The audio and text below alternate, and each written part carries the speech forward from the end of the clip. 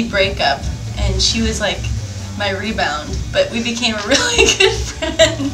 And we both loved Middle Eastern music, and we both loved a lot of garage and soul, and we were just talking about getting starting a band, and then I knew. You knew that, but how did you meet them? I met her at a show. I met her when you worked at Don Pedro's. Yeah. She poured tequila into my mouth when we first met, and that was awesome. And then I met Aaron through basically the same type of shit, at a show. Yep. And then we just started playing music together. Oh, and Rahil and I are both from Michigan. I'm from Detroit, and she's lived in Detroit, and now our drummer lives in Detroit.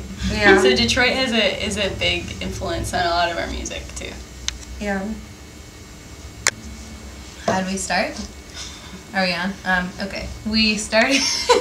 Well, so when we met, we just she'd been in bands before. Lenny had been in bands before, and I always have loved music. So we were like, oh, we should. I have these songs. You have these songs. Let's try this out. And then Erin had recently she was in a band and they had just broken up, and Karen was playing a year before that, but and Karen was playing drums in some bands, and I was like, I know these two other girls and this would be super cool. So we just tried it a couple practices, and it was just really awesome. It was actually here at the Sweatshop. Yeah.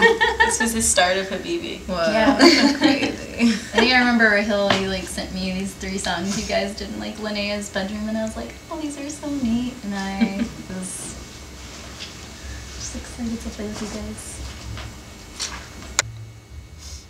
Well, the first album is coming out in what is it, January? January now, 27th Yeah. or something. It's our debut album, our very first one. We're super excited. Yeah. We already have a tape out on Burger, but this is they gonna did be a extra limited special. run, and then the actual 12 inches coming out in January. Going to Del Taco in the middle of the night. They're the sweetest. Yeah, they're just the best. They have an audience full of. I was shocked when we went to California, and there's all these young kids that were so psyched about rock and roll, and it's having a lot to do with Burger and what they're doing, what they're putting out, and the taste that they have. So it was amazing because maybe being in New York too, I'm like, kids like music? Kids are totally digging rock and roll, and it made me so excited, and made me remember oh yeah, I remember why we do this.